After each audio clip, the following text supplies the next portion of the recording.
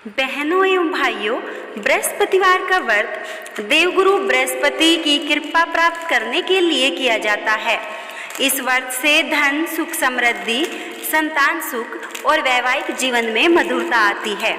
अब मैं आपको बृहस्पतिवार की प्रसिद्ध कथा सुनाती हूँ। प्राचीन समय में एक नगर में एक धनी व्यापारी रहता था। उसके पास धन, वैभव, नौकर चाकर सब कुछ था, लेकिन संतान सुख से वंचित था। उसकी पत्नी भी बहुत धर्मपरायण थी और प्रतिदिन पूजा पाठ करती थी। एक दिन गुरुवार के दिन वह स्नान करके पूजा की तैयारी कर रही थी।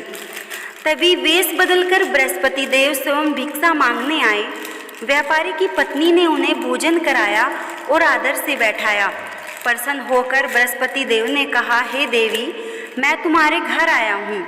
यदि तुम सच्चे मन से हर गुरुवार व्रत करके कथा सुनो और पीले वस्त्र, पीली वस्तुएं दान करो तो तुम्हारे घर में सुख, समृद्धि और संतान सुख अवश्य आएगा।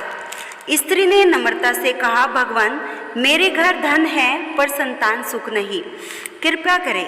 बृहस्पति देव बोले, धैर्य रखो, नियमित रूप से व्रत करती रहो, तुम्हारी गोद भी अवश्य भरेगी। इस प्रकार उस महिला ने निष्ठापूर्वक हर गुरुवार को व्रत करना आरंभ किया। धीरे धीरे उसके घर का वातावरण बदलने लगा। कलह समाप्त हुई, सौभाग्य बढ़ा और समय आने पर उसे एक सुंदर पुत्र रत्न की प्राप्ति भी हुई।